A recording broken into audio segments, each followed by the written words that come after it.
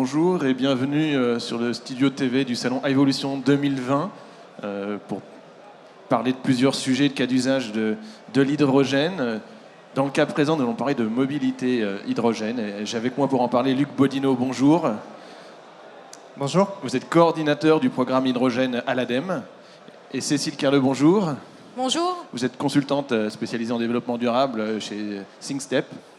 Et avec vous, du coup, on va parler d'un travail que vous avez mené ensemble, une étude en analyse de cycle de vie de la mobilité hydrogène. Est-ce que, Luc Bodino, déjà, vous pouvez nous dire ce que vous avez fait? Qu'est-ce que c'est qu'une analyse de cycle de vie? Oui, une analyse de cycle de vie, c'est une étude qui consiste à regarder les impacts liés à un produit ou un service ou un système sur l'ensemble de sa vie. C'est-à-dire du berceau jusqu'à la tombe. Donc du berceau, c'est la fabrication de ce produit ou de cet équipement. On regarde les impacts pendant sa durée de vie et jusqu'à la tombe, c'est-à-dire jusqu'à la fin de vie de ce produit, de ce service ou de ce système. Donc notamment le recyclage ou l'élimination en tant que déchet. Donc c'est une analyse sur un produit du début à la fin, et c'est multicritères. C'est-à-dire qu'il n'y a pas un impact environnemental qu'on regarde en particulier, mais une multitude d'impacts environnementaux potentiels qui sont regardés. C'est des études de ce type qu'on mène régulièrement à l'ADEME et qui sont normalisées. Hein. Ça suit un processus qui est décrit par des normes ISO 14040 à 14044, je crois, et qui dit effectivement comment mener ce type d'études. Et un point important, c'est notamment la gouvernance de ce type d'études. Cette étude doit associer les parties prenantes. Donc ici, on a parlé de la mobilité hydrogène, donc on a associé les acteurs équipementiers, les constructeurs de véhicules, les équipementiers qui proposent des systèmes qui permettent de produire de l'hydrogène, et puis aussi des énergéticiens, etc. Donc les gens la filière a été partie prenante. Et puis il y a une revue critique également qui a été menée de manière à regarder si tout, en termes de transparence, de rigueur, le processus est bien suivi. Et donc cette analyse de cycle de vie, vous l'avez fait spécifiquement sur la mobilité hydrogène. Pourquoi? Qu'est-ce que vous avez regardé précisément? Alors en fait, on a mené cette étude sur la mobilité hydrogène en fait à deux niveaux. On a voulu regarder les impacts environnementaux qui étaient attachés à la production et à la distribution d'hydrogène pour 1 kg d'hydrogène rendu à la pompe, à la station-service. 1 kg d'hydrogène à 700 bars, prêt à être injecté dans un véhicule.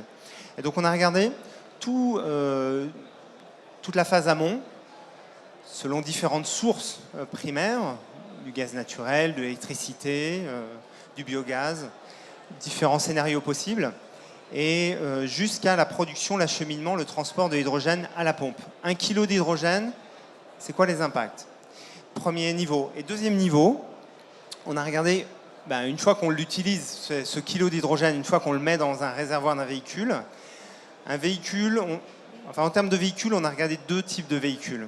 Des véhicules légers, c'est-à-dire les véhicules, on va dire, particuliers, tels qu'ils existent aujourd'hui, tels qu'ils sont proposés par Toyota, par exemple, ou Hyundai, ou principalement. Donc un véhicule de type véhicule particulier de segment B, et puis un véhicule utilitaire, puisque c'est aussi l'axe de développement de la mobilité hydrogène, c'est les flottes d'utilitaires, les véhicules pour le transport de marchandises. Et donc on a regardé pour ces deux types de véhicules, sur l'ensemble de leur durée de vie, 200 000 ou 300 000 km parcourus sur leur durée de vie, quels sont les impacts? Alors ça va être trop long pour notre espace-temps de résumer toute l'analyse de cycle de vie, mais je vais quand même me tourner vers Cécile Carleux de ThinkStep, qui vous avez coordonné du coup ces travaux. Est-ce que vous pouvez déjà nous donner quelques premiers résultats pour savoir par exemple si la mobilité hydrogène a des impacts positifs ou négatifs en termes de changement climatique? Alors oui, donc là je vais m'appuyer sur deux slides qu'on a préparés et pour illustrer chacun des périmètres de l'étude qui viennent d'être présentés. Donc, premier périmètre, c'est l'approvisionnement en hydrogène. Donc, sur cet impact changement climatique, sachant qu'on en a étudié beaucoup plus que ça, puisqu'au total, on avait 9 indicateurs. Donc, au niveau de la production de l'hydrogène et sa mise à sa disposition en station à 700 bars, on avait différents scénarios. Donc, une production par vaporéformage de gaz naturel ou par vaporéformage de biogaz, ce biogaz étant issu de biodéchets. Et on avait différents scénarios d'électrolyse, PEM ou alcaline. Et pour l'électrolyse, on testait différents mix électriques. Le mix France 2023, puisqu'on avait un horizon de temps pour l'étude qui s'étalait entre 2018 et 2028. Donc là, on prend la moyenne. Et puis un mix 100% renouvelable. Et on a bien sûr aussi regardé les résultats si on avait un mix européen sur les différentes phases du cycle de vie pour ce premier périmètre, donc la production de l'hydrogène, sa compression, son transport et sa mise à disposition à la station. Donc on voit que les scénarios les plus avantageux sont l'électrolyse, PEM ou alcaline, parce qu'on se retrouve avec les mêmes ordres de grandeur dans les résultats, avec une électricité 100% d'origine renouvelable. Et cette électrolyse est intéressante si le mix est peu carboné. On voit qu'on a des résultats beaucoup plus élevés si on a un mix européen, même plus élevé que pour du vaporéformage de gaz naturel. Pour les scénarios de transport, on compare bien une production décentralisée versus une production centralisée. Et on voit que la production décentralisée est plus avantageuse. Et là, ce n'est pas illustré sur ce graphe, mais c'est encore mieux si on a des électrolyseurs qui sont à la station, puisqu'on réduit encore l'empreinte carbone ici de l'approvisionnement en hydrogène, et on peut descendre jusqu'à 2 kg de CO2 équivalent émis par kilo d'hydrogène mis en station. Alors tout ça, ça nous donne des premiers éléments un peu sur la phase amont, donc sur la mise à disposition d'hydrogène à la station. Qu'est-ce qu'il en est après quand on utilise cet hydrogène dans un véhicule ? Alors évidemment, là, avec le temps imparti, on ne peut pas commenter tous les résultats, sachant qu'on a fait vraiment une étude très complète et qu'on a comparé deux types de véhicules. Ici, je montre les résultats pour le véhicule utilitaire. Donc sur le deuxième périmètre de l'étude, donc pour un cycle de vie complet. Alors le véhicule utilitaire, il faut savoir qu'on a pris un véhicule utilitaire hybride de moins de 3,5 tonnes qui aurait un usage intensif, c'est-à-dire 150 km parcourus par jour. Ce qui voudrait dire que ce véhicule ferait 33 000 km par an à peu près. Et comme notre cycle de vie était défini pour 200 000 km, ce véhicule aurait une durée de vie de 6 ans. Et l'étude, au départ, ne se voulait pas comparative avec les véhicules thermiques et les véhicules électriques, mais finalement, on a fait la comparaison parce qu'on savait que la question allait nous être posée, et puis on voulait modéliser tous ces véhicules de manière homogène. Donc ici, vous voyez sur ce graphique qu'on a modélisé un véhicule diesel, qu'on l'a comparé à un véhicule à batterie, donc toujours avec nos deux mix France 2023 ou 100% renouvelable, et puis un véhicule hydrogène. Donc que peut-on dire? C'est que hors scénario vaporeformage de gaz naturel, l'impact du véhicule utilitaire, et on retrouve les mêmes conclusions pour un véhicule léger de type berline de segment D, est 4 à 5 fois moindre pour ce véhicule hydrogène par rapport à l'impact du véhicule diesel. Et ce qu'on a pu faire, c'est découper ce cycle de vie vraiment par étapes. Donc, par exemple, pour la production des véhicules, on a fait différentes analyses de sensibilité en testant pour ces véhicules hybrides ou ces véhicules électriques à batterie, des batteries produites en France, en Europe ou en Chine, ou par exemple pour le véhicule hydrogène, on a comparé le taux de platine dans la pile à combustible, et ça nous donnait vraiment des informations très intéressantes au niveau des conclusions et que vous découvrirez dans le rapport. Ce qui est intéressant aussi de voir, c'est qu'on a des crédits liés au recyclage des véhicules en fin de vie et de leurs équipements également. Voilà. Et justement, les personnes qui aimeraient en savoir plus, parce qu'on leur donne quelques petits éléments, quand est-ce que l'étude détaillée sera présentée, disponible ? Là, on est en fin de... Enfin, l'étude est quasiment bouclée et on devrait la mettre à disposition d'un public très large dans quelques semaines. Voilà.